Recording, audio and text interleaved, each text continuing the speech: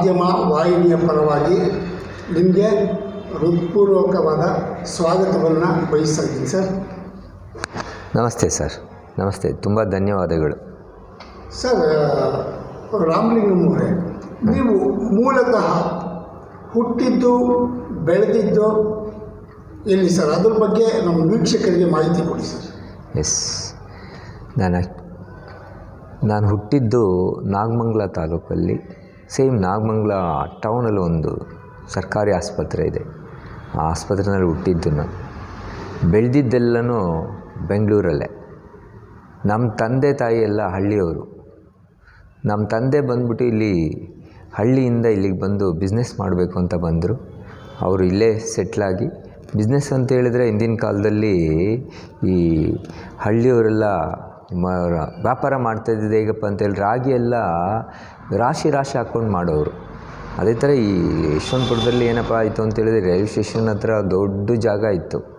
ಅಲ್ಲೆಲ್ಲ ರಾಶಿ ಹಾಕ್ಕೊಂಡು ಅಕ್ಕಿ, ರಾಗಿ, ಜೋಳಗಳು ಇದನ್ನೆಲ್ಲ ಜಾಸ್ತಿ ಬಿಜಾಪುರ ಕಡೆಯವ್ರು ಬರೋರು. ಹಳ್ಳಿ ಕೆಲಸಕ್ಕೆಲ್ಲ ಇಲ್ಲಿಗೆ ಬರೋರು.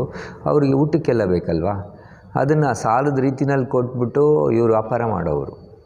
ಈ ಥರ ನಮ್ಮ ತಂದೆ ಮತ್ತು ನಮ್ಮ ಚಿಕ್ಕಪ್ಪ ಅವರೆಲ್ಲ ವ್ಯಾಪಾರ ಮಾಡ್ತಾಯಿದ್ರು. ಈ ರೀತಿ ನಾವು ಇಲ್ಲಿಗೆ ವಲಸೆಯಾಗಿ ಬಂದಿದ್ದು. ವ್ಯಾಪಾರ ಮಾಡಿಕೊಂಡು ಮತ್ತೆ ಹಸು ಸಾಕಿದ್ರು ನಮ್ಮ ತಂದೆ. ಹಸು ಸಾಕಿದ್ವಿ ನಾವು. ಹಸುವಿಂದನೇ ಜೀವನ. ನಾವು ಒಂದು 20-25 ಹಸುಗಳಿತ್ತು. ನಮ್ಮ ತಾಯಿ ತುಂಬ ಕಷ್ಟಪಟ್ಟು ಅದನ್ನು ನೋಡ್ಕೊಳ್ತಾ ಇದ್ವಿ. ಅದನ್ನೆಲ್ಲ ಬೆಳೆಸಿ ನಾನು ಇನ್ನೂ ಚಿಕ್ಕವನು ಅವಾಗ. ಅಲ್ಲಿ ಈ ರೀತಿ ಮತ್ತು ಈ ಶಾಲೆ ಬಂದುಬಿಟ್ಟು ಗೌರ್ಮೆಂಟ್ ಶಾಲೆ ಬೆಂಗಳೂರಲ್ಲಿ. ಇಲ್ಲಿ ಸರ್ಕಾರಿ ಮಾಧ್ಯಮ ಸ್ಕೂಲ್ ಅಂತ ಇದೆ, ಹೆರಿಗೆ ಆಸ್ಪತ್ರೆ ಇವಾಗ ಮಾಡಿದ್ದಾರೆ. ಹಿಂದಿನ ಪಕ್ಕದಲ್ಲಿ ಇದರಲ್ಲಿ ಒಂದು ಶಾಲೆ ಇದೆ. ಅಲ್ಲಿ ಆ ಶಾಲೆಯಲ್ಲಿ ನನಗೆ 1ರಿಂದ 5ನೇ ಕ್ಲಾಸ್ವರೆಗೂ ಅಲ್ಲಿ ಹಾಕಿದರು.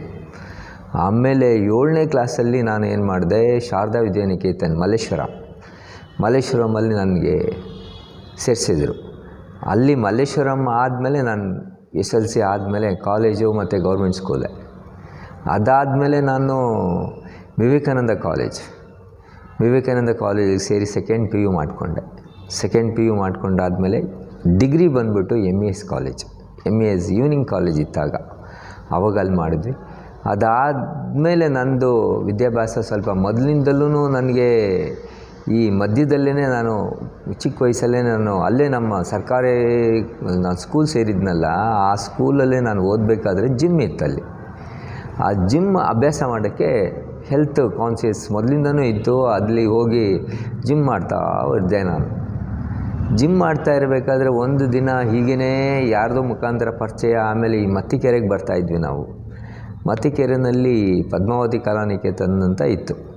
ಅಲ್ಲೇನು ಮಾಡಿದ್ವಿ ನಾವು, ಇನ್ನೊಬ್ಬ ನನ್ನ ಫ್ರೆಂಡ್ ಇದ್ದ, ನಾವೇನು ಮಾಡಿದ್ವಿ, ಡ್ಯಾನ್ಸಿಗೆ ಸೇರಿಬಿಟ್ವಿ. ಭರತನಾಟ್ಯಂ ಕ್ಲಾಸ್. ಅಲ್ಲಿ ಹುಡುಗರಿಗೆ ಯಾರಿಗೂ ತೊಗೊಳ್ಳಲ್ಲ. ನಮಗೆ ಒಬ್ಬರು ಟೀಚರ್ ಇದ್ದರು. ಅಲ್ಲಿ ಹೋಗಿ ಕೇಳಿದ ತಕ್ಷಣ ಏನು ಮಾಡಿದ್ರು, ಡ್ಯಾನ್ಸ್ಗೆ ಬನ್ನಿ, ಈ ಥರ ಕ್ಲಾಸಸ್ ಇದೆ ಬನ್ನಿ ಅಂತ ಹೇಳಿದ್ರು. ಖುಷಿ ಆಗೋಯ್ತು. ಸೇರಿಕೊಂಡು ಅಲ್ಲಿ ಮಾಡ್ತಾ ಇರಬೇಕಾದ್ರೆ ಅದೇ ಜಾಗದಲ್ಲಿ ಕೆಳಗಡೆ ಆ ಕೆನರಾ ಬ್ಯಾಂಕ್ ಅಂತ ಒಂದಿತ್ತು. ಅಲ್ಲಿ ಯೋಗ ಕ್ಲಾಸಸ್ ನಡೆಸ್ತಾಯಿದ್ರು. ಯೋಗ ಕ್ಲಾಸಸ್ ನಡೆಸ್ತಾ ಇರಬೇಕಾದ್ರೆ ಇಲ್ಲಿ ನಾನು ಜಾಸ್ತಿ ಬೆಳೆದಿದ್ದೆಲ್ಲ ಈ ಬ್ರಾಹ್ಮಣರ ಒಡನಾಟ. ನನ್ನ ಫ್ರೆಂಡ್ಸ್ ಎಲ್ಲ ಜಾಸ್ತಿ ಬ್ರಾಹ್ಮಿಣ್ಸ್ ಇದ್ದರು. ಕೆಲವರು ತುಂಬ ಕ್ಲೋಸ್ ಫ್ರೆಂಡು. ನಾನು ಮತ್ತು ಇನ್ನೊಬ್ಬ ಹುಡುಗ ನನ್ನ ಫ್ರೆಂಡ್ ಇದ್ದ, ಶ್ರೀಕಾಂತ್ ಅಂತ. ನಾವಿಬ್ಬರು ಹೋಗ್ಬಿಟ್ಟು ಅವನಿಗೆ ಯೋಗ ಸ್ವಲ್ಪ ಹುಚ್ಚು ಅವ್ರಿಗೂ. ಈ ರೀತಿ ನಾವು ಫಸ್ಟ್ ಯೋಗ ಕ್ಲಾಸಸ್ಗೆ, ಆಮೇಲೆ ಭರತನಾಟ್ಯಂ ಆಯಿತು, ಆಮೇಲೆ ಯೋಗಕ್ಕೆ ಸೇರಿಕೊಂಡೆ. ಯೋಗ ಆದಮೇಲೆ ಅದು ಹಾಗೇ ಕಂಟಿನ್ಯೂ ಆಗೋಯ್ತು. ಇಷ್ಟು ತುಂಬ ವರ್ಷಗಳಿಂದ ಅದನ್ನು ಬಿಡೋಕ್ಕಾಗಲಿಲ್ಲ. ಜಿಮ್ಗೂ ಹೋಗ್ತಾಯಿದ್ದೆ. ಮತ್ತು ಯೋಗ ಸ್ವಲ್ಪ ಜಿಮ್ಗೆ ಹೋಗ್ತಾ ಇರುವಾಗ ಸ್ವಲ್ಪ ಪ್ರಾಬ್ಲಮ್, ಸ್ವಲ್ಪ ಹುಷಾರಿಲ್ಲದೆ ಇರೋ ಥರ ಆಯಿತು. ಯಾಕೆ ಯೋಗ ಮಾಡಬಾರ್ದು ನಾವು ಅಂತೇಳ್ಬಿಟ್ಟು ಯೋಗಕ್ಕೆ ಸೇರಿಕೊಂಡೆ. ನಮ್ಮ ಫ್ರೆಂಡು ಮತ್ತು ನಾನು ಸೇರಿದ್ವಿ. ನಾನು ಕಂಟಿನ್ಯೂ ಮಾಡಿದೆ, ಅವ್ನು ಬಿಟ್ಬಿಟ್ಟ. ಈ ಥರ ನನ್ನ ವಿದ್ಯಾಭ್ಯಾಸ. ಯಶವಂತಪುರದಲ್ಲಿ ಪ್ರಿಯದರ್ಶಿನಿ ಹೋಟೆಲ್ ಅಂತ ಇವಾಗಿದೆ. ಆ ದೊಡ್ಡ ಜಾಗ ನಮ್ಮ ಫುಲ್ ಹಸು ಕಟ್ಕೊಂಡಿದ್ವಿ ನಾವು. ಹಸುಗಳನ್ನ ಸಾಕ್ತಾಯಿದ್ವಿ. ನಮ್ಮ ತಂದೆ ಹಸುಗಳಿಗೆ ಸಾಕ್ತಾಯಿದ್ವಿ, ನಮ್ಮ ತಾಯಿ ಹಸುಗಳನ್ನ ನೋಡ್ಕೊಳ್ತಾಯಿದ್ರು. ನಮ್ಮ ತಂದೆ ವ್ಯಾಪಾರ ಮಾಡ್ತಾಯಿದ್ರು, ಹುಲ್ಲು ವ್ಯಾಪಾರ ಮಾಡ್ತಾಯಿದ್ರು. ಕಾಲಕ್ರಮೇಣ ರಾಗಿ ಮಾರೋದು ನಿಲ್ತು. ಆಮೇಲೆ ನಾವು ಏನು ಮಾಡಿದ್ವಿ, ಹಸುಗಳ ಮೇಲೆ ಡಿಪೆಂಡ್ ಆಯಿತು. ಹಸುಗಳಿಗೆ ಬೇಕಾಗಿರೋದು ಹುಲ್ಲು ಬೇಕಾಗಿತ್ತು. ಆ ಹುಲ್ಲನ್ನು ನಮ್ಮ ತಂದೆ ಹಳ್ಳಿ ಕಡೆಯಿಂದ ಲಾರಿಯಲ್ಲಿ ಬರೋರು, ಲಾರಿಯಲ್ಲಿ ತಂದು ಇಳಿಸೋರು, ಅಲ್ಲಿ ವ್ಯಾಪಾರ ಮಾಡೋರು ನಮ್ಮ ತಂದೆ. ಈ ಥರ ವ್ಯಾಪಾರ ಮಾಡ್ಕೊಂಡು ಹಾಗೇ ಜೀವನ ಆಯಿತು. ನಾನು ಆ ಚಿಕ್ಕ ವಯಸ್ಸಲ್ಲಿ ಏನು ಮಾಡ್ತಾಯಿದ್ದೆ, ಅದ್ರ ಜೊತೆನೇ ಸುಮ್ಮನೆ ಇರಬೇಕಲ್ವಾ, ಅದಕ್ಕೇನು ಮಾಡಿ ಸುಮ್ಮನೆ ಇರೋಕ್ಕಾಗ್ತಿರ್ಲಿಲ್ಲ. ಬೆಳಿಗ್ಗೆ ಎದ್ದು ಪೇಪರ್ಗೆ ಹೋಗ್ತಾಯಿದ್ದೆ. ಪೇಪರ್ ಹಾಕಿ ಇದೇ ಥರ ಪೇಪರ್ ಯಾಕೆ ಹಾಕಬಾರ್ದು ಅಂತ. ಆಮೇಲೆ ಆಗಿನ ಕಾಲದಲ್ಲಿ ಎಂಪ್ಲಾಯ್ಮೆಂಟ್ ಎಕ್ಸ್ಚೇಂಜ್ ಇತ್ತು. ಎಕ್ಸ್ಚೇಂಜ್ ಇರಬೇಕಾದ್ರೆ ಇದಕ್ಕೆಲ್ಲ ನಾನು ಯೋಗಕ್ಕೆ ದುಡ್ಡು ಬೇಕು, ಇದಕ್ಕೆಲ್ಲ ಬೇಕು. ಅದಕ್ಕೋಸ್ಕರ ಏನು ಮಾಡ್ತಾಯಿದ್ದೆ, ಎಂಪ್ಲಾಯ್ಮೆಂಟ್ ಎಕ್ಸ್ಚೇಂಜಲ್ಲಿ ಎಂಪ್ಲಾಯ್ಮೆಂಟ್ ರಿಜಿಸ್ಟ್ರೇಷನ್ ಮಾಡಿಸ್ಬೇಕು. ಅದನ್ನು ಇದು ಮಾಡಿಕೊಂಡು ನಾನು ಸೋಪ್ ಫ್ಯಾಕ್ಟ್ರಿಯಲ್ಲಿ ಕೆಲಸಕ್ಕೆ ಹೋಗ್ತಾಯಿದ್ದೆ. ಸೋಪ್ ಫ್ಯಾಕ್ಟ್ರಿ ಕೆಲಸ ಮಾಡಿದೆ. ಆಮೇಲೆ ಇಲ್ಲಿ ಮನೆ ಪಕ್ಕದಲ್ಲೇ ಒಂದು ಹಾಲ್ ಬೂತ್ ಇತ್ತು. ಹಾಲ್ ಬೂತ್ಗೆ ಹೋಗ್ತಾಯಿದ್ದೆ. ಬೂತ್ಗೆ ಹೋಗ್ಬಿಟ್ಟು ಇದು ಮಾಡ್ತಾಯಿದ್ದೆ. ಮತ್ತು ಅಲ್ಲಿ ನಮ್ಮ ಮನೆ ಹತ್ರ ಒಂದು ಏನಪ್ಪ ಅಂತ ಹೇಳಿದ್ರೆ ಈ ಬುಕ್ ಸ್ಟಾಲ್ ಇತ್ತು. ಆ ಬುಕ್ ಸ್ಟಾಲಲ್ಲಿ ನಾನು ಸ್ವಲ್ಪ ಈ ಸೋಷಿಯಲ್ ಸರ್ವೀಸ್ ಮಾಡೋದು ಸ್ವಲ್ಪ ಇತ್ತು ಮೊದಲಿಂದನೂ. ಏನಾದರೂ ಒಂದು ಇದ್ದಾಗಿದ್ದರೆ ಹೋಗಿ ಸಹಾಯ ಮಾಡೋದು, ಈ ಥರ ಇದ್ದೆ. ಅಲ್ಲಿ ಹೋಗ್ಬಿಟ್ಟು ಅವ್ರಿಗೆ ಸಹಾಯ ಮಾಡ್ತದೆ. ಬುಕ್ ಅಂಗಡಿಯಲ್ಲಿ ಸ್ವಲ್ಪ ಲೆಕ್ಕ ಬರ್ಕೊಳ್ಳೋದು, ಪುಸ್ತಕಗಳನ್ನು ಎತ್ಕೊಡೋದು, ಈ ಥರ. ನಾವು ಇದೇ ಥರ ಇರಬೇಕಾದ್ರೆ ಅಲ್ಲಿ ಅವರು ಒಬ್ಬರು ಅಜ್ಜಿ ಇದ್ದರು ಬುಕ್ ಸ್ಟಾಲಲ್ಲಿ. ಅವ್ರದ್ದೇ ಅಜ್ಜಿನೇ ಓನರು, ಅವ್ರ ಮಗ ಓನರು, ಇವು ಅಜ್ಜಿ ಇದ್ದರು. ಅವರು ನಾವು ಹೀಗೆ ಆಧ್ಯಾತ್ಮದ ವಿಷಯ ಸ್ವಲ್ಪ ಜಾಸ್ತಿ ಮಾತಾಡೋದು. ಅದನ್ನು ಮಾಡ್ತಾ ಇರಬೇಕಾದ್ರೆ ಈ ಥರ ಒಂದು ದೇವಸ್ಥಾನ ಇದೆ ಕಣೋ ಮತ್ತಿಕೆರೆನಲ್ಲಿ, ಅವರೊಂದು ಶಾಸ್ತ್ರ ಹೇಳ್ತಾರೆ. ಸ್ವಲ್ಪ ಓದೋದು ನಾನು ಸ್ವಲ್ಪ ಕಮ್ಮಿನೇ, ಸ್ವಲ್ಪ ಮೆಮೊರಿ ಪವರೆಲ್ಲ ಸ್ವಲ್ಪ ಕಮ್ಮಿ ಇತ್ತು. ಏನು ಮಾಡೋದು ಅಜ್ಜಿ ಅಂತ ಕೇಳಿದಾಗ ಅವ್ರು ಇಲ್ಲಿ ಬಾ ಅಲ್ಲಿ ಕೇಳೋಣ, ಅವ್ರು ಹೇಳ್ತಾರೆ ಏನು ಮಾಡಬೇಕು ಅಂತ ಹೇಳಿದಾಗ ನಾನು ಅಲ್ಲಿಗೆ ಹೋದೆ. ಇದು ಮತ್ತಿಕೆರೆ ಚೌಡೇಶ್ವರಿ ಟೆಂಪಲ್ ಅಂತ ಇದೆ. ಅಲ್ಲಿ ಕೆಳಗಡೆ ಶಾಸ್ತ್ರ ಹೇಳ್ತಾಯಿದ್ರು. ಆ ಶಾಸ್ತ್ರದ ಹತ್ರ ಹೋದಾಗ ಈ ಥರ ನಿನ್ನ ಪ್ರಾಬ್ಲಮ್ ಇದಕ್ಕೋಸ್ಕರ ಬಂದಿದೆಯಾ ಅಂತ ಹೇಳಿದ್ರು. ಆಮೇಲೆ ಅಲ್ಲಿಗೆ ಶರಣಾಗ್ಬಿಟ್ಟೆ ನಾನು. ಅದಾದಮೇಲೆ ಅಲ್ಲಿ ತುಂಬ ಡಿವೋಟಿಯಾಗಿ ಅಲ್ಲಿ ಏನೇನು ಕೆಲಸ ಮಾಡಬೇಕು ಅಲ್ಲೆಲ್ಲ ಕೆಲಸಗಳು ಮಾಡಿಕೊಂಡು, ಆ ಚೌಡೇಶ್ವರಿನೇ ನನಗೆ ಇಷ್ಟ ದೇವತೆ. ಮತ್ತು ನಾನು ಕಾಪಾಡ್ತಾ ಇರೋದು, ಇದುವರೆಗೂ ಕಾಪಾಡ್ತಾ ಇರೋದು ಆ ಅಮ್ಮನೇ, ಚೌಡೇಶ್ವರಿ ದೇವಿನೇ. ಅಲ್ಲಿ ಈಗಲೂ ಕೂಡ ಅಲ್ಲಿ ಉಚಿತವಾಗಿ ನಾನು ಯೋಗ ತರಗತಿಯನ್ನು ನಡೆಸ್ತಾ ಇದ್ದೀನಿ. ಏನೇ ಇದು ಮಾಡಿದ್ರು ಸುಮ್ಮನೆ ಕೈ ಮುಗಿದು ಬೇಡ್ಕೊಂಡು ಆ ಅಮ್ಮನ ಹೆಸರು ಹೇಳ್ಕೊಂಡು ಮುಂದೆ ಹೋಗ್ತಾನೇ ಇರ್ತೀನಿ ನಾನು ಲೈಫಲ್ಲಿ. ಆ ಅಮ್ಮನಿಂದನೇ ಇದು ಇವಾಗ ಏನಾಗಿದೆ, ನಾನು ಇವಾಗ ದೊಡ್ಡ ಒಂದು ಇನ್ಸ್ಟಿಟ್ಯೂಟನ್ನು ಮಾಡಿದ್ದೀನಿ. ಯೋಗ ಮತ್ತು ಮ್ಯೂಸಿಕ್, ಯೋಗ, ಡ್ಯಾನ್ಸ್ ಅಂತ ಮಾಡ್ತಾಯಿದ್ದೀನಿ. ನಾನು ಪ್ರತಿಯೊಂದಕ್ಕೂ ಆ ಅಮ್ಮ ದೇವರನ್ನ ನಂಬ್ಕೊಂಡು ಕೆಲಸ ಮಾಡ್ತಾಯಿದ್ದೆ ನಾನು ಯೋಗದಲ್ಲಿ. ಆಮೇಲೆ ಫಸ್ಟ್ ಇದೇ ಥರ ಇದ್ದಾಗ ಕೆಲಸ ಸಿಕ್ಕಲಿಲ್ಲ. ನಮ್ಮ ತಂದೆ ತೀರೋಗ್ಬಿಟ್ರು. ಈ ಮನೆದು ಬೇರೆ ಕೇಸ್ ನಡೀತಾ ಇತ್ತು. ಆ ಕೇಸನ್ನು ಒಂದು 5 ವರ್ಷ ನಾನೇ ಮಾಡಿದೆ. ನಮ್ಮ ತಂದೆ ತೀರೋಗ್ಬಿಟ್ರು. ಈ ಅಣ್ಣ ತಮ್ಮಂದಿರು ದುಡ್ಡು ಬಂದಿದ್ದ ತಕ್ಷಣವೇ ಈ ಜಗಳ ಸ್ಟಾರ್ಟ್ ಆಗೋಯ್ತು ಇವರಿಗೆ. ಈ ದುಡ್ಡಿಂದನೇ ಎಲ್ಲ ಅಂತಾರಲ್ಲ, ಆ ಥರ. ಹಿಂದಿನ ಕಾಲದಲ್ಲಿ ನಮ್ಮ ಒಂದು ಚಿಕ್ಕ ಅಂಗಡಿ ಇತ್ತು. ನನಗೆ ಗೊತ್ತಿದ್ದಾಗೆ ಮೂಟೆ ಚೀಲದಲ್ಲಿ ಹಣ, ಅದನ್ನು ಎಣಿಸ್ತಾ ಕೂತ್ಕೊಳ್ತಾ ಇದ್ವಿ ನಾವು ಆವಾಗಿನ ಕಾಲದಲ್ಲಿ. ಇದ್ದಿದ್ದರೆ ಅವರೆಲ್ಲ ಇಬ್ಬರು ಒಟ್ಟಿಗೆ ಇದ್ದಿದ್ದರೆ ಇಷ್ಟೊತ್ತಿಗೆ ಯಶವಂತಪುರದಲ್ಲಿ ಏನಾದರೂ ಒಂದು ಆಸ್ತಿ ಮಾಡ್ಬೋದಿತ್ತು ಅವರು. ಆದರೆ ಈ ಜಗಳ ಮಾಡಿಕೊಂಡು ಕೋರ್ಟ್ಗೆ ಹೋಗಿ ಎಲ್ಲ ಕಳ್ಕೊಂಡ್ರು. ಕರ್ತವ್ಯದ್ದು ಹೇಳ್ತಾ ಬಂದರೆ ನಿಮ್ಮ ಕುಟುಂಬದಲ್ಲಿ ಎಷ್ಟು ಜನ ಸದಸ್ಯರಿದ್ದಾರೆ, ಅವ್ರ ಬಗ್ಗೆ ಮಾಹಿತಿ. ಇವಾಗ ನಾನು ಮದುವೆ ಆಗಿದ್ದು ನನ್ನ ಮಿಸ್ಸಸ್ ಕವಿತಾ ಅಂತೇಳ್ಬಿಟ್ಟು. ಇವರು ವಯಲಿ ಕಾವಲಲ್ಲಿ ಇದ್ದರು. ವಯಲಿ ಕಾವಲಲ್ಲಿ ಇದ್ದಾರೆ. ಕವಿತಾ ಅಂದ್ಬಿಟ್ಟು ಅವರು M.Com ಮಾಡಿದ್ದಾರೆ. ಅವ್ರ ವಿದ್ಯಾಭ್ಯಾಸ M.Com. ನನ್ನ ಹೆಂಡತಿ. ನನಗಿಬ್ಬರು ಮಕ್ಕಳು. ಒಬ್ಬಳು ನನ್ನ ದೊಡ್ಡ ಮಗಳು ಬಂದುಬಿಟ್ಟು ಫಿಸಿಯೋಥೆರಪಿ ಮಾಡ್ತಿದ್ದಾಳೆ. ಫಿಸಿಯೋಥೆರಪಿ ಸರಿ 3rd ಇಯರ್. ನನ್ನ ಮಗ ಇವಾಗ ಇಂಜಿನಿಯರಿಂಗ್ ಮಾಡ್ತಾಯಿದ್ದಾನೆ. ಇಂಜಿನಿಯರಿಂಗ್ ಇಲ್ಲಿ ಆಳ್ವಾಸಲ್ಲಿ ಮಾಡ್ತಾಯಿದ್ದಾನೆ. ಆಳ್ವಾಸಲ್ಲಿ ಏನಿಗೆ ಒಂದು ಹೇಳೋದಕ್ಕೆ ಇಷ್ಟಪಡ್ತೀನಿ ನಾನು. ನಾವು ತಂದೆ ತಾಯಿಗಳು ಏನು ಪುಣ್ಯ ಮಾಡಿರ್ತಾರೋ ಅದು ಖಂಡಿತ ಮಕ್ಕಳಿಗೆ ಸಿಕ್ಕುತ್ತೆ. ನನ್ನ ಹೆಂಡತಿ ಬಂದುಬಿಟ್ಟು ಕೆಲಸಕ್ಕೆ ಹೋಗ್ತಾ ಇದ್ದಾರೆ. ಒಂದು MNC ಕಂಪ್ನಿಯಲ್ಲಿ ಕೆಲಸ ಮಾಡ್ತಾಯಿದ್ದಾರೆ. ಅವರು ಡಬಲ್ ಡಿಗ್ರಿ ಮಾಡ್ಕೊಂಡಿದ್ದಾರೆ. ಅವರು MNC ಕಂಪ್ನಿನಲ್ಲಿ ಕೆಲಸ ಮಾಡ್ತಾರೆ. ಇದು ನನ್ನ ಚಿಕ್ಕದಾದ ಚೊಕ್ಕದಾದ ಕುಟುಂಬ. ಸರ್, ಇವಾಗ ನೀವು ಯೋಗದಲ್ಲೇ ವರ್ಣಿಸಿ ಇವಾಗ ಹೊಂದಿದ್ದೀರಿ. ಸೊ ಈ ಯೋಗನ ನಾನು ಕಲಿಬೇಕು ಅಂತ ನಿಮಗೆ ಹೇಗೆ ಅನ್ನಿಸ್ತು ಸರ್? ನಾನು ಕಲಿತುಬಿಟ್ಟು ನಾನು ಇದರಲ್ಲೇ ಮುಂದುವರಿಬೇಕು ಅಂತ ನಿಮ್ಗೆ ಏನು ಅನ್ನಿಸ್ತು ಸರ್? ಇದು ಏನಪ್ಪ ಅಂತ ಹೇಳಿದ್ರೆ ಟ್ರಾಜಿಡಿ. ನಾನು ಹೋಗ್ತಾ ಇರಬೇಕಾದ್ರೆ ಇದೊಂದು ನನಗೊಂದು ಹೆಲ್ತ್ ಬಗ್ಗೆ ಮೊದಲಿಂದನೂ ಸ್ವಲ್ಪ ಕಾನ್ಷಿಯಸ್ ಇತ್ತು. ಅದೇ ನಾನು ಹೇಳಿದ್ನಲ್ಲ, ಜಿಮ್ಗೆ ಹೋಗ್ತಾ ಇರಬೇಕಾದ್ರೆ ಅದನ್ನು ಇದಾಯಿತು. ಆಮೇಲೆ ಏನಾಯಿತು, ಸುಮ್ಮನೆ ಯೋಗ ಏನೋ ಒಂದು ಕಲ್ತ್ಕೊಳ್ಳೋಣ ಆರೋಗ್ಯಕ್ಕಿರಲಿ ಅಂತ ಹೋಗ್ತಾ ಇದ್ದೆ ಅಷ್ಟೇ. ಅಲ್ಲಿ ಹೋಗಿ ಇಲ್ಲಿ ಅಯ್ಯಂಗಾರ್ ಅಂತ ಇದ್ದರು, ಇವಾಗಲೂ ಸಮರ್ಥ ಯೋಗ ಕೇಂದ್ರ ಅಂತ ಇದ್ದರು, ಅವರೇ ನನ್ನ ಮೊದಲನೇ ಗುರು, ಯೋಗ ಗುರು. ಅಲ್ಲಿ ಡಾಕ್ಟರ್ ನಾಗರತ್ನ ಬರೋರು, ಅದು ಎಸ್ ವ್ಯಾಸ ಯೂನಿವರ್ಸಿಟಿಯ ಡೀಮ್ಡ್ ಯೂನಿವರ್ಸಿಟಿ MD. ಅವಾಗೆಲ್ಲ ಎಲ್ಲ ಕಡೆನೂ ಅವ್ರು ಮಾಡೋರು ಕ್ಲಾಸಸ್ಸು, ಇಲ್ಲಿಗೆ ಬಂದು ಹೇಳ್ಕೊಡೋರು. ನಾನು ನನ್ನ ಫ್ರೆಂಡು ಇಲ್ಲಿ ಆಟ ಆಡ್ತಾಯಿದ್ವಿ, ಬಾರ ಅದಕ್ಕೂ ಹೋಗೋಣ. ಚಿಕ್ಕ ವಯಸ್ಸಲ್ವ ನಮಗೆ, ಅವಾಗೆಲ್ಲ ಏನು ಇನ್ನೂ SLCನೂ ಇಲ್ಲ ನಮ್ಮದು, 8ನೇ ಕ್ಲಾಸೋ 9ನೇ ಕ್ಲಾಸೋ ಏನೋ ನಾವು ಅವಾಗ ಬಾ ಹೋಗೋಣ ಅಂತ ಹೇಳ್ಬಿಟ್ಟು ಹೋಗಿದ್ದಷ್ಟೇ. ಅಲ್ಲಿ ಕಲ್ತ್ಕೊಳ್ತಾ ಇರಬೇಕಾದ್ರೆ ನಾವು ಸುಮ್ಮನೆ ಹೋಗೋದು ಬರೋದು ಡೌನ್ ಆ್ಯಂಡ್ ಆಫ್, ಏನು ರೆಗ್ಯುಲರಾಗಿ ಏನು ಇರಲಿಲ್ಲ ನಾವು ಬಿಡಿ. ಯಾವಾಗ ಒಂದು ಸರಿ ನಾನು ಈ ಜಿಮ್ಗೆಲ್ಲ ಹೋಗ್ತಾಯಿದ್ದೆ, ಕಾಯಿಲೆ ಬಂದಾದಮೇಲೆ ಆಮೇಲೆ ಏನಕ್ಕೆ ಅಲ್ಲೆಲ್ಲ ಮಾತಾಡ್ಕೊಳ್ಳೋರು, ಈ ಎಲ್ಲದಕ್ಕಿಂತನೂ ಬೆಸ್ಟು ಯೋಗ ಇವಾಗ ಅಂದ್ಬಿಟ್ಟು ಒಬ್ಬರು ಹೇಳೋರು. ನಾನು ಹಂಗೆ ಸುಮ್ಮನೆ ಇದ್ದೆ. ನಾನು ಜಾಸ್ತಿ ವಿವೇಕಾನಂದರ ಪುಸ್ತಕಗಳನ್ನು ಓದೋದು ಜಾಸ್ತಿ. ವಿವೇಕಾನಂದರುಗಳನ್ನು ಪುಸ್ತಕಗಳನ್ನು ಓದ್ತಾ ಅವರೇ ನನಗೆ ಇಷ್ಟೆಲ್ಲ ನನಗೆ ಬರೋಕ್ಕೆ ಕಾರಣ, ಒಂದು ವಿವೇಕಾನಂದರ ಜೀವನ ಚರಿತ್ರೆದು ನನಗೆ ದೇವಸ್ಥಾನಕ್ಕೆ ಹೋಗ್ತಾ ಇದ್ನಲ್ಲ, ನಿಮ್ಗೆ ಹೇಳಿದೆ ನಾನು ದೇವಸ್ಥಾನಕ್ಕೆ ಹೋಗ್ತಾ ಇದ್ದೆ ಅಂತ. ಅಲ್ಲಿ ನನಗೆ ರಾಮಕೃಷ್ಣ ಆಶ್ರಮದ ಸ್ವಾಮೀಜಿಗಳು ಪರಿಚಯ ಆದರು. ಅವರು ಒಂದಿಷ್ಟು ಬುಕ್ಕು, ಒಂದು ವಾಲ್ಯೂಮ್ ಬುಕ್ಕು, ಫಸ್ಟ್ ಎಪಿಸೋಡಿಂದನೂ ಒಂದು 4-5 ವಾಲ್ಯೂಮ್ ಬುಕ್ಸ್ ಇತ್ತು. ಪ್ರತಿ ದಿನ ರಾತ್ರಿ ಮಲಗೋಕ್ಕಿಂತ ಮುಂಚೆ ಅದನ್ನು ಓದ್ಬಿಟ್ಟೆ ಮಲಗ್ತಾ ಇದ್ದಿದ್ದು ನಾನು. ಅದರದ್ದು ಇನ್ಸ್ಪಿರೇಷನ್ನಿಂದನೇ ನಾನು ಇವತ್ತು ಯೋಗ ಅಲ್ಲಿಗೆ ಹೋಗ್ತಾ ಇರಬೇಕಾದ್ರೆ ಕೆಲಸ ಮಾಡಬೇಕು. ಒಂದು ಕಡೆ ಪ್ರಿಂಟಿಂಗ್ ಪ್ರೆಸ್ ಸೇರಿಕೊಂಡೆ ನಾನು. ಪ್ರಿಂಟಿಂಗ್ ಪ್ರೆಸ್ಸು, ಇಲ್ಲಿ ಬುಕ್ ಸ್ಟಾಲು ಇದೆಲ್ಲ ನೋಡ್ತಾ ಇದ್ದೆ. ಆಮೇಲೆ ಒಂದು ಅಂಗಡಿ ಬೇರೆ ಇಟ್ಟಿದ್ದೆ ನಾನು, ಒಂದು ಕಿರಾಣಿ ಅಂಗಡಿ ಇಟ್ಕೊಂಡಿದ್ದೆ. ಅಲ್ಲಿ ನನ್ನ ಕಸಿನ್ ಮಗನ ಬಿಟ್ಟೆ, ಅದನ್ನು ನಡ್ಸೋಕ್ಕಾಗಲಿಲ್ಲ. ಆಮೇಲೆ ಏನೇನೋ ಮಾಡಿದೆ, ಜೀವನಕ್ಕೆ ಏನಾದರೂ ಮಾಡಲೇಬೇಕಲ್ಲ ಅಂತೇಳಿ. ವಿವೇಕಾನಂದರು ಯಾವಾಗಲೂ ಹೇಳೋರು, ಒಂದು ಕಡೆ ಕಾನ್ಸಂಟ್ರೇಷನ್ ಮಾಡಬೇಕು ಅನ್ನೋದು ಒಂದು ಅವರು ಹೇಳಿರೋವಂಥ ಒಂದು ಉಪದೇಶಗಳು ಆವಾಗಲೂ ಬರ್ತಾಯಿತ್ತು. ಯಾಕೆ ಹೋಗಬಾರ್ದು ಅಂತ ಹೇಳ್ಬಿಟ್ಟು, ನನಗೆ ಯಾವುದು ವಿದ್ಯೆ ಗೊತ್ತಿದೆ ಅದರಲ್ಲಿ ಹೋಗೋಣ, ನನಗೆ ಯಾವುದು ತುಂಬ ಇಂಟ್ರೆಸ್ಟ್ ಇದೆ ಅದರಲ್ಲಿ ಹೋಗೋಣ. ನನ್ನ ಯೋಗ ತುಂಬ ಇಂಟ್ರೆಸ್ಟ್ ಇತ್ತು. ಯೋಗ ಯಾತಕ್ಕೆ ಅದನ್ನೇ ಕಂಟಿನ್ಯೂ ಮಾಡಬಾರ್ದು ನನ್ನ ಲೈಫಲ್ಲಿ, ಯಾಕೆ ಅದನ್ನೇ ಪ್ರೊಫೆಷನಲಾಗಿ ತೊಗೋಬಾರ್ದು ಅಂತ ಹೇಳ್ಬಿಟ್ಟು ನಾನೇನು ಮಾಡಿದೆ, ಅಲ್ಲಿಂದ ಬಂದಿದ್ದ ತಕ್ಷಣನೇ ಅಲ್ಲಿ NGFಲ್ಲಿ ಒಂದು ಏನು ಪ್ರೊಫೆಷನರಿ ಪೀರಿಯಡ್, ಯಾಕಂದ್ರೆ ಟೆಂಪರವರಿಯಾಗಿ ತೊಗೊಂಡಿದ್ರು ನನಗೆ. ಅದು ಬಿಟ್ಟಾದ ಮೇಲೆ ನಾನೇನು ಮಾಡಿದೆ, ಯಾಕೆ ಕೋರ್ಸ್ ಮಾಡಬಾರ್ದು, ಯೋಗ ಮಾಡ್ಕೊಂಡು ಏನಕ್ಕೆ ಯೋಗ ಕ್ಲಾಸಸ್ ಮಾಡಬಾರ್ದು ಅಂತೇಳ್ಬಿಟ್ಟು ಏನು ಮಾಡಿದೆ, ಇಲ್ಲಿ ಬಂದುಬಿಟ್ಟೆ. ಇಲ್ಲಿಗೆ ಬಂದಾದಮೇಲೆ ಅದು ಸರ್ಟಿಫಿಕೇಟ್ ಕೋರ್ಸನ್ನು ಅಂತ ಒಬ್ಬರು, ನಾನು ಡ್ಯಾನ್ಸ್ಗೆ ಹೋಗಬೇಕಾದ್ರೆ ಆ ಹುಡುಗಿ ಮುಖಾಂತರ ಅವ್ರ ಅಕ್ಕ ಬಂದುಬಿಟ್ಟು ಅವ್ರ ಅಕ್ಕ ಬಂದುಬಿಟ್ಟು ಸರ್ಟಿಫಿಕೇಟ್ ಕೋರ್ಸ್ ಮಾಡಿ ಯೋಗ ಕ್ಲಾಸಸ್ ಮಾಡ್ತಾಯಿದ್ರು.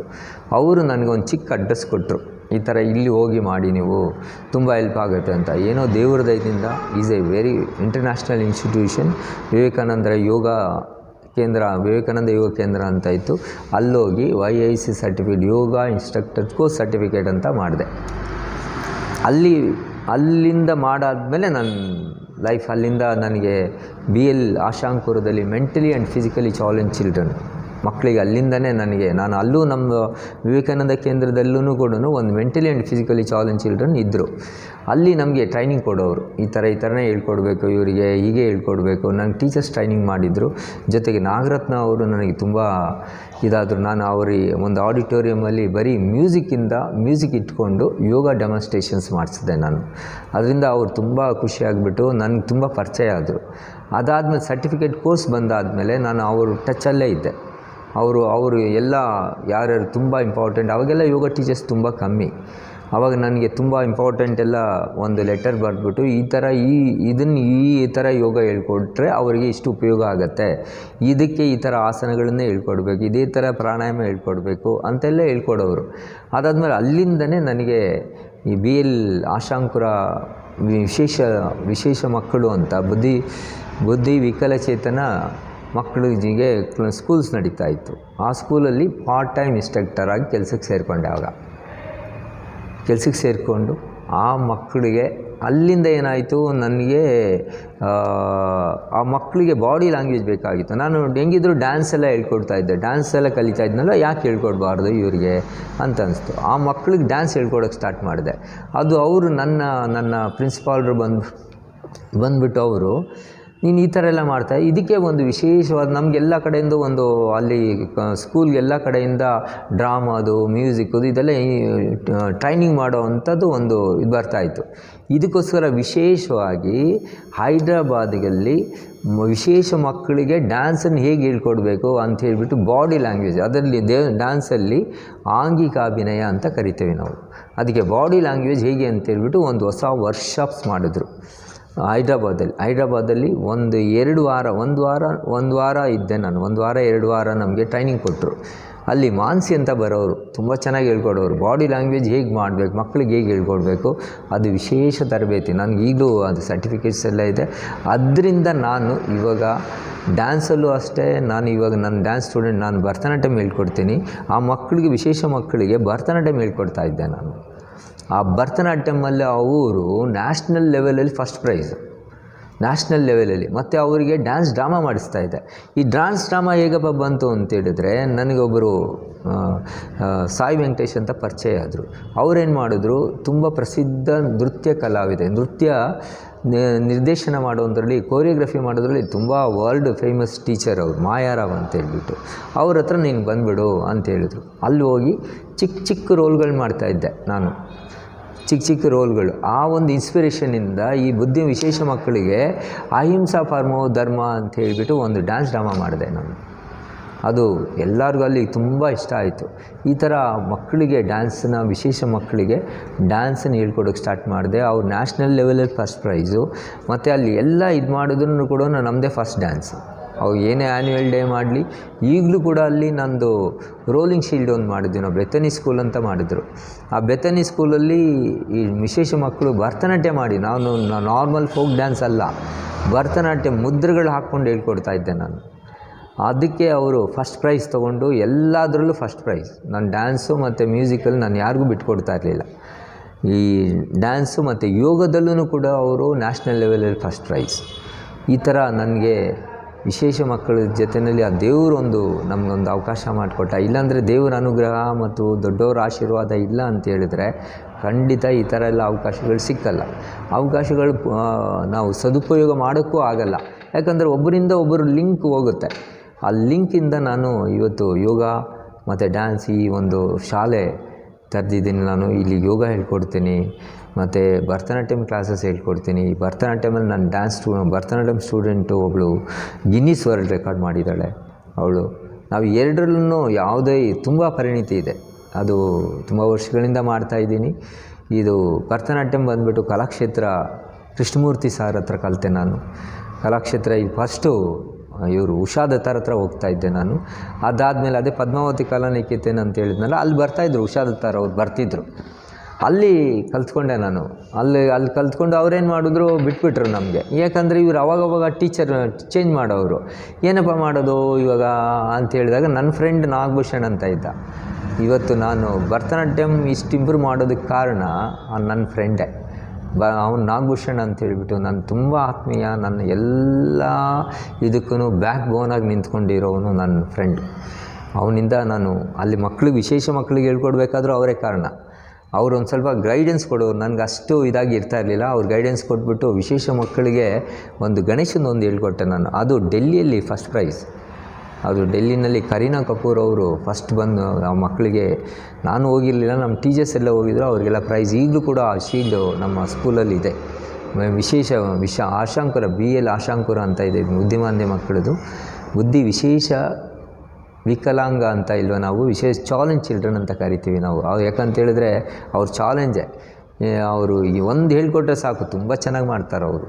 ಅದು ಇದನ್ನು ಇದು ಮಾಡಿಕೊಂಡು ಅದನ್ನು ಫಸ್ಟ್ ಪ್ರೈಸ್ ತೊಗೊಂಡೆ. ಇದಕ್ಕೋಸ್ಕರ ಏನಾಯಿತು, ಒಂದು ಸರಿ ನನಗೆ ಸುವರ್ಣ ಚಾನಲಿ ಸಾಧಕರು ಅಂತ ಒಂದು ಪ್ರಶಸ್ತಿಯನ್ನು ಕೊಟ್ಟರು. ನಮ್ಮ ದೇವಸ್ಥಾನದ ಒಬ್ಬರು ಕೃಷ್ಣಾನಂದ್ ಅಂತ ಇದ್ದರು. ಅವರು ನೀನು ಇಷ್ಟೆಲ್ಲ ಮಾಡಿದ್ಯಪ್ಪ, ಏನಕ್ಕೆ ಇದು ಮಾಡಬಾರ್ದು ಅಂತ ಹೇಳ್ಬಿಟ್ಟು ಅವರು ಅಲ್ಲಿ ಮತ್ತೆ ನಾನು ಈ ಚೌಡೇಶ್ವರಿ ಟೆಂಪಲಲ್ಲಿ ಈಗಲೂ ಕೂಡ ಫ್ರೀಯಾಗಿ ಏನಪ್ಪ ಅಂತೇಳಿದ್ರೆ ಒಂದು ಪೈಸಾ ಆಗಲಿ 35 ವರ್ಷದಿಂದ ಯೋಗನ ಫ್ರೀಯಾಗಿ ಹೇಳ್ಕೊಡ್ತಾ ಇದ್ದೀನಿ. ನಾನು ಯೋಗದಲ್ಲಿ ವಿಶೇಷವಾಗಿ